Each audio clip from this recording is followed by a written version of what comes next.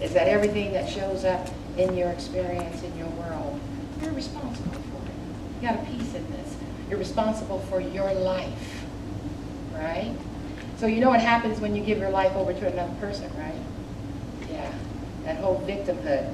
And that's what we're going to be talking about today, is that we get all caught up in this victim trap. And the victim trap, you know, all of us from time to time, we get stuck there. We've all experienced it. If you are mature, like me, then you too probably have experienced it. You know, that feeling like we've been wronged. Somebody did something to us, right? But keeping in mind that, of course, I'm the one that's right. And they're the one that's wrong. Or so is it. Or is it my perception of the situation? Because I'm so emotionally tied to it. And so feeling like a victim also leads to unhappiness. Wouldn't you agree? Yeah, because when I'm powerless, yeah, it's hard to be happy in that space. And the main reason that we are so unhappy is that we identify with being powerless. And that's a strange place to be in, where you feel like you don't have options. But we always have options. But our thinking stops us sometimes with that. And so powerlessness equals fear. And if I got fear going on, it's a good chance I'm unhappy. They kind of go hand in hand. And I know no one likes to feel powerless, but the one thing that I do know is that I can't be happy and powerless at the same time. It just doesn't work. I can't be angry and happy at the same time. And so if I'm thinking of myself in this victim mode, then I'm probably in that woe is me too. Things happen to me. Look how I'm showing up on the planet. And knowing that these are opposite experiences, being powerless and being happy, that we're in control. In victimhood, I give my power to something. I give my power over to something or someone. Feeling powerless makes us unhappy, and I kind of feel awful in that process when that shows up. And when that happens, it's because something is dictating how I feel. Something is controlling this part right here called my mind. Because I have given it over. I have given my power over. So when we think that we're powerless, it's not because someone came and took your power. You freely gave your power. You gave it away.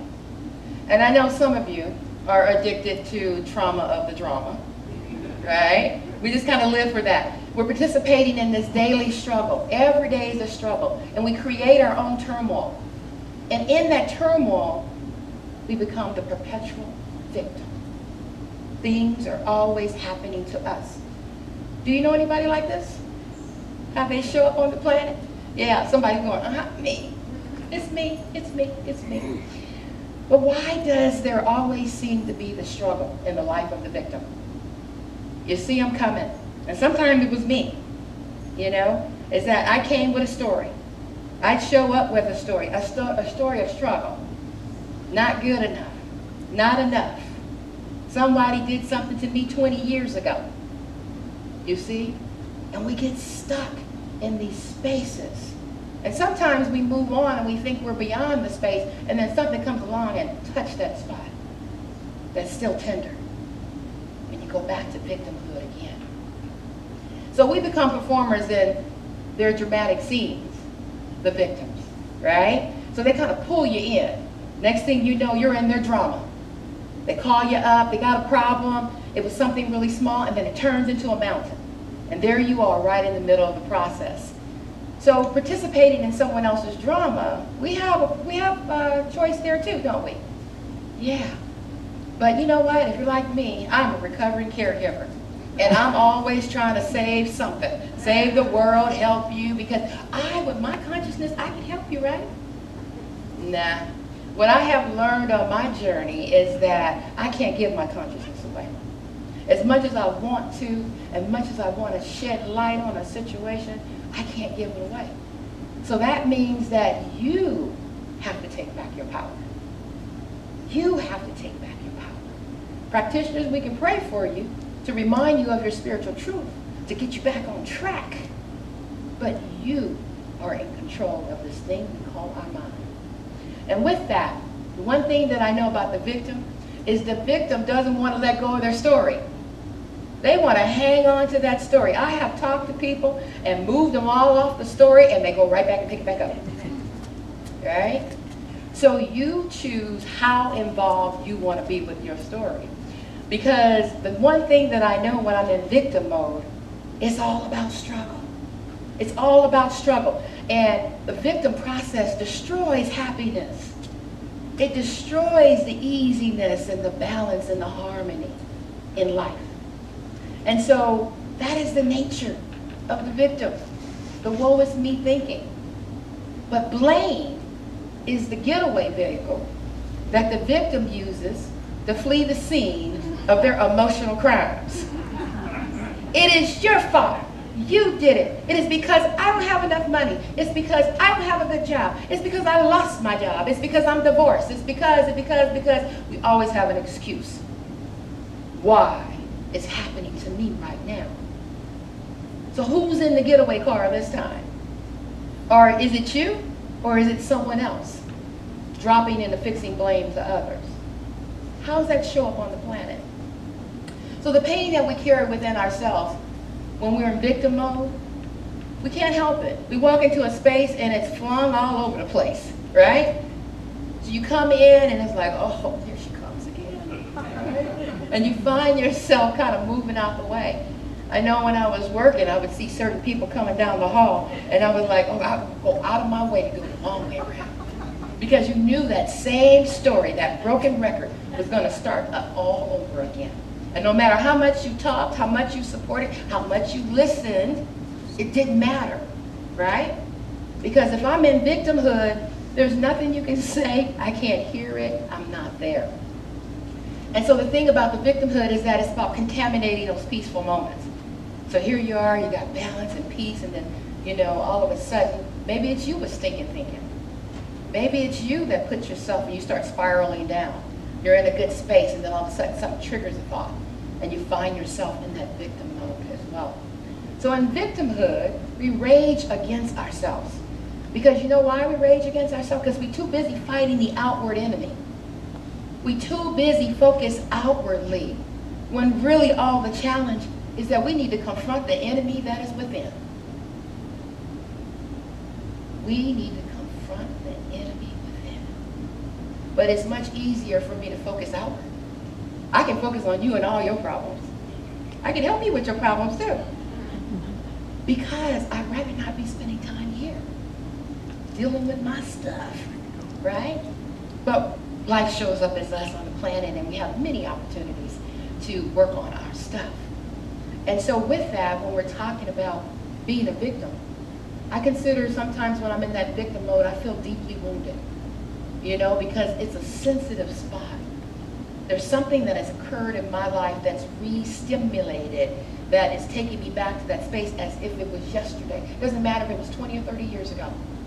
Some of those pains are so deep within our DNA that something happens, you hear a sound, you smell something, music, someone says something, and it takes you right back to that spot. And I say, this is an opportunity that it's calling for healing. It's calling for healing in your life.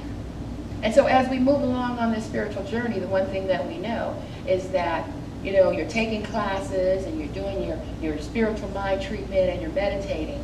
And so you're evolving in your consciousness, right? And you're growing. And so every time we do that and we stretch that spiritual muscle, guess what happens? Some of that stuff from back there comes up here. Because now you're ready to deal with it. Now you're in a state where you're prepared to deal with it. And you got some tools. And maybe a few years ago you didn't have them. So I just know that when these things come up in my life, they are calling for healing. And so I just have to still myself. Instead of fighting, I stop fighting. It's because it's an ugly fight. I lose every time, right? And so with that, I just sit down and I be still for a moment. Because it is in the stillness is where I find my answers. It's in that meditative process is when those answers flow. And so victimhood is not only dangerous to your peace of mind, but it's also to our families, as well as those all around you. So everyone is impacted by this. And trying to help somebody in victimhood is like helping a wounded animal. You ever tried it? I'm going to go help them. I'm going on a rescue. Okay? And you get there, and your intentions are all well and for this person to support them, and then all of a sudden they turn on you. You ever had that happen? They bite your hand like the wounded animal. Because when you're in victimhood, it ain't about you.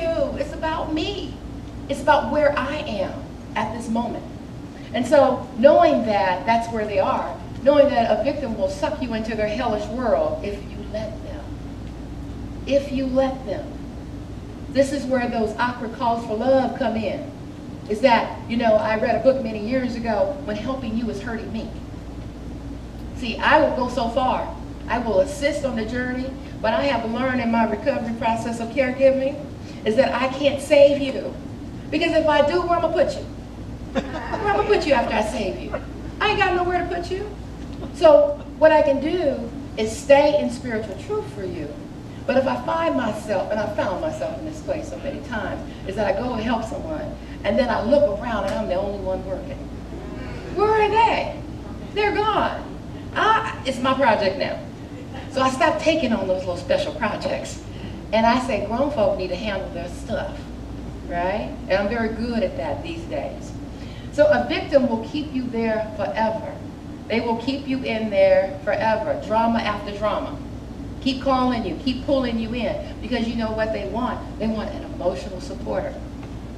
But I call that emotional supporter a prisoner too.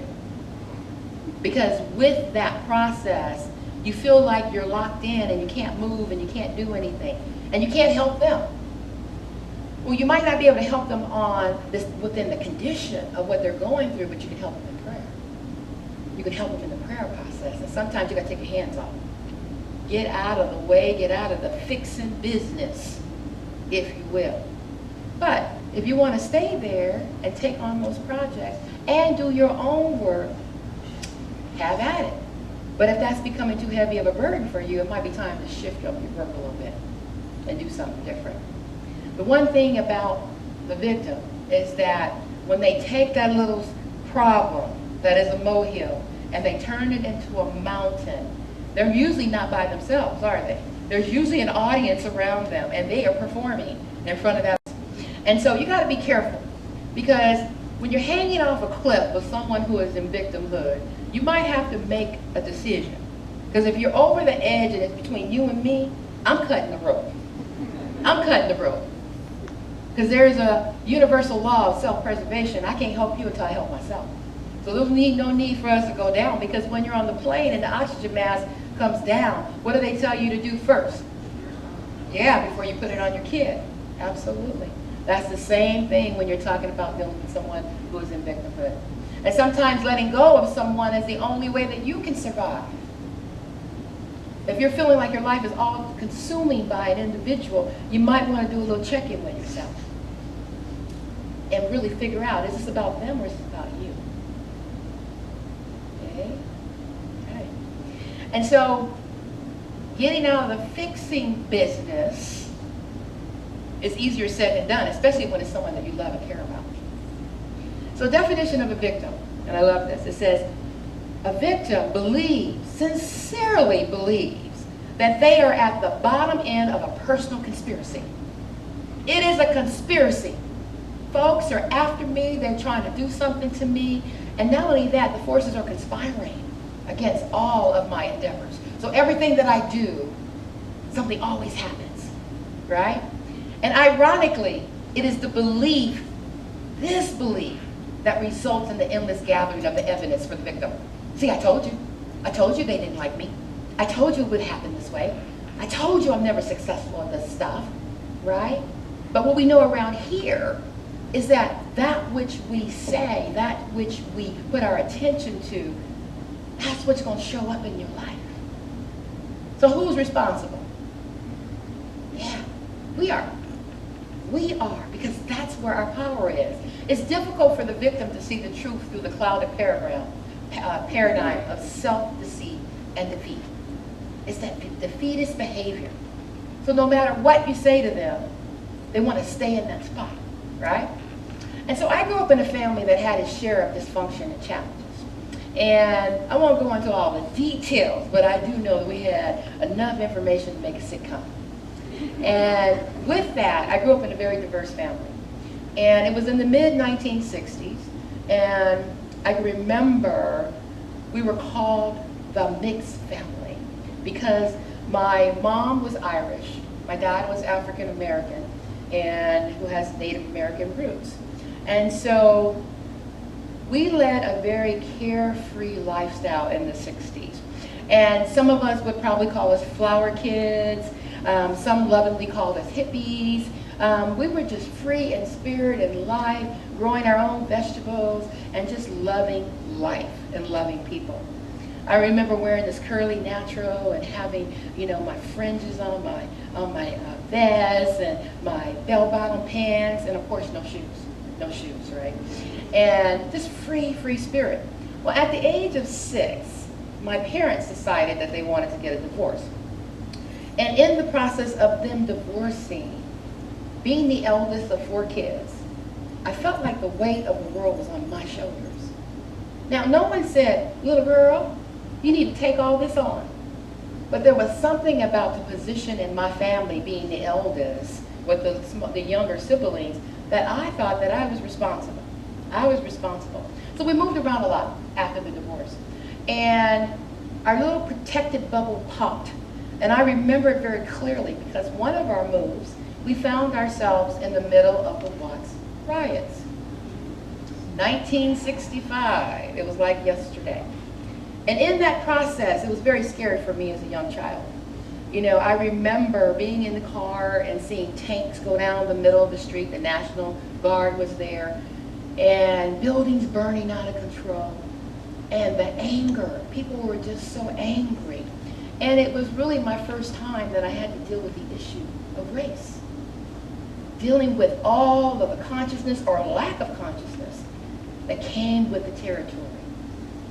And I know shortly after the riots, we went through this whole thing around Black Power. And so I remember someone telling me, because I remember my hair wouldn't get kinky enough, right? And my mom's hair was bone straight, so she wore an afro so that she could fit in, okay? And so, but I remember this struggle, you know, around within the black community. You know, I'm not black enough. In the white community, I'm not white enough. And so this weird place of being in this middle space. And so with that unfolding, the one thing that I did know is that I had the love of my parents. And I know that this love was the foundation that I went back to when it was time to do my healing. It's what I knew without a doubt, that I was loved and adored by my parents. But nevertheless, I'm sure I'm not alone when I'm talking about suffering pain and emotional trauma from childhood experiences. We've all been through them, every single one of us. Even if you're born into an emotionally healthy family, doesn't matter. Something has scarred us along the way. Whether it was in school, was it in church, was it in the community, within the family, doesn't matter. We've had some experience. And so if you live long enough and you reach maturity, you won't be able to escape it. It happens to all of us. Life simply presents difficulties that cause deep and lasting pain sometimes. So really, I know in my younger days, I used my childhood story as a way to gain sympathy, as an excuse to go, woe is me. My parents are divorced. I'm living in South Central. I'm a biracial kid. Nobody wants me, right? But what I learned at a very early age is that it's hard to escape being a victim when your environment validates it. Poor little one. I'm so sorry that happened to you. So I learned how to get a lot of mileage out of that. I said, oh, if I act this way, I get things. You see? And that worked for a while. But I got to a point where it no longer worked for me. And it happened probably about 1998 when I took my first foundation class. At East Bay. And in that process, when we started talking about victims, I was like, ooh, that looks like me. I'm showing up on the planet this way. And I had succumbed to victimhood and didn't even realize it. But the one thing that I did realize is that I was hitching my wagon to this old story, and the story was no longer working for me. And over time, it became a distant story. So distant that I can't remember the details. And so I began to realize is that the story was not about the story. It was about retelling the details of the story that I've been telling all these years. Right? And I hadn't moved away from that. I was stuck there. And I was simply in the habit of feeling and behaving like a victim. Now, if someone doesn't tell you or you don't have something to compare it to, you may not know that that's your behavior. So over time, I was developing as someone, like I said, that I didn't like. But please don't think that I'm insensitive about how these traumatic events impact us, because I know that they can stick with you. And no matter how much self-help or how much therapy you go through, there's some hurts that are still there. And they trigger a flood of emotions. But the one thing that I know is that if we're struggling with this stuff on a daily basis, then it's time for us to reconcile. It's time for me to reconcile my story. It's time for me to spend some time and doing my healing work. Because eventually we come to a fork in the road where we're faced with a choice. This is taking up too much of my life. It's all consuming. And so, am I going to keep telling the story, or am I going to do something different? But the one thing that I know is the key is finding love from within you. Our founder, Ernest Holmes, says, love is within us. It cannot be destroyed, however, it can be ignored to the extent that we abandon love because we feel love has abandoned us. And he goes on to say, denying love is our only problem, and embracing love is the only answer. Through the power of love, we can let go of past history and begin again. Love heals, love forgives, and love makes us whole. So how do victims show up on the planet? Well, first of all, it's a learned behavior. You don't come here as a victim when you're born. They don't have a nursery of victims. It just doesn't happen like that.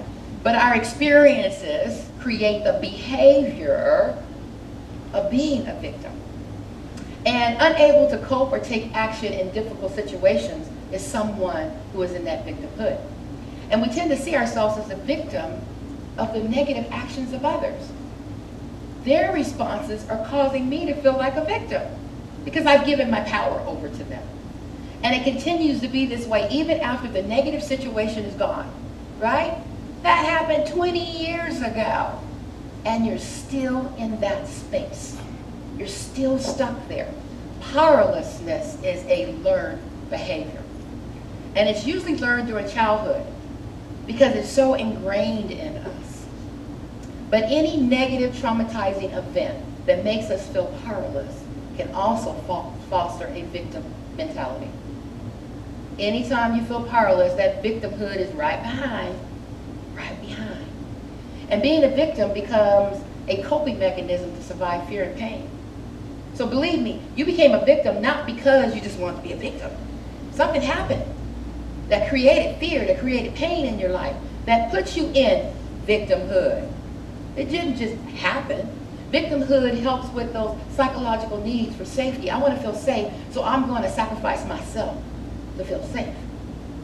I want to feel like I'm loved, so I sacrifice myself and put myself in victimhood. Well, he loves me. Yeah, he treats me this way, but, I got a roof over my head. And so those are the things we think about. We wound up in victimhood for a reason. Because we're searching for something.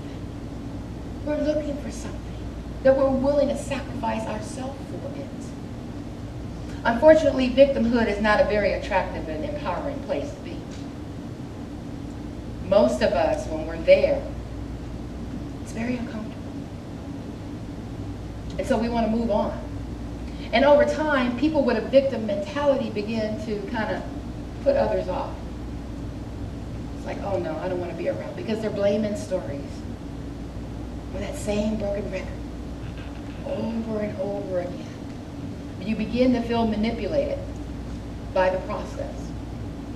And so I want to share a story with you, because when I think about being a victim, it's usually because I got stuff packed in my life bag, And so, you know, I get a hurt, I get a pain, and I pack it in my bag, because I don't want to deal with it right now. It's too difficult. So I go on my journey, right?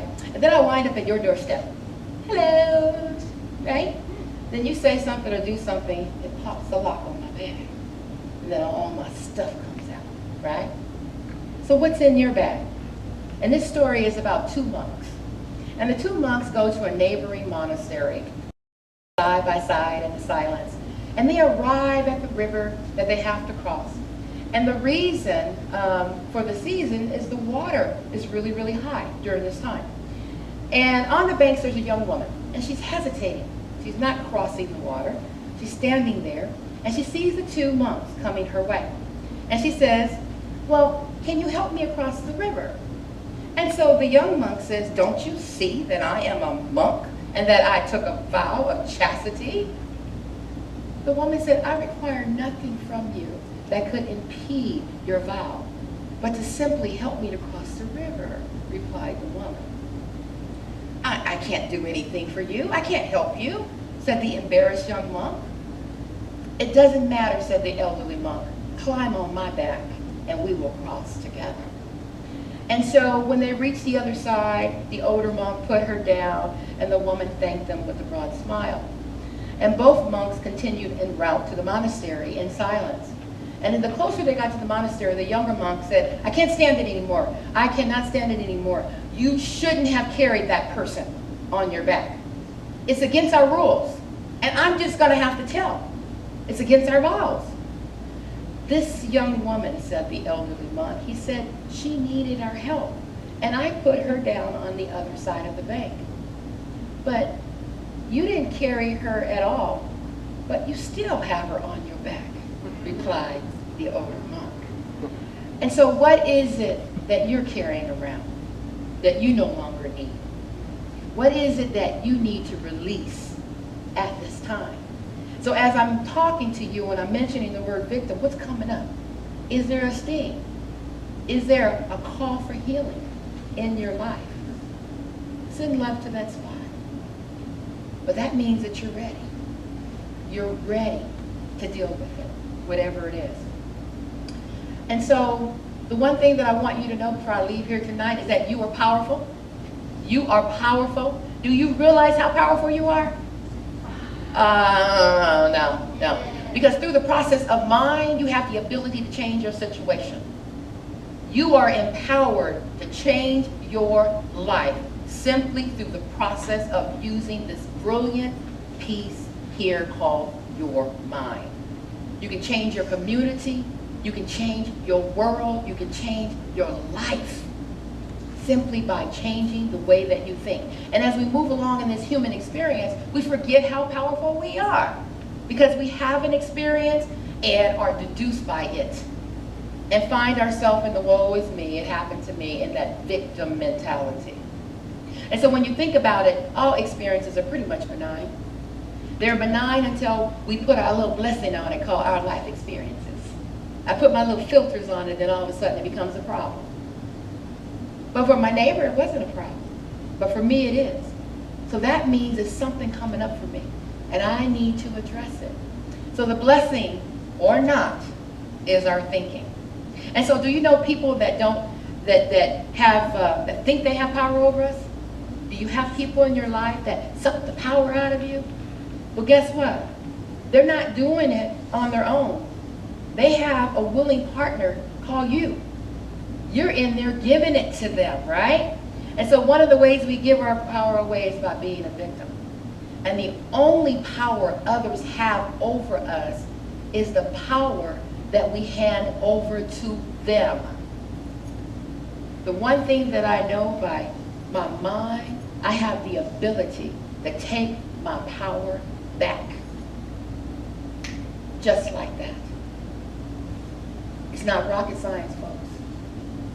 So I encourage you this week, think about those situations where you're giving your power away, where you feel that, this is not working for me anymore. Is this a call for love or is this a call for healing? And so remember that you are always in control of your life. And you're the only one the only one who can turn over your powerlessness. But if you give it away, and then you come to me as a practitioner and then you start talking about, my life is a mess. My life is a mess. I'm going to take you back to those basic tools of knowing who you are, loving yourself from within. Because what I know, that which I put my attention to, will surely manifest in my life. Let's take this message in prayer.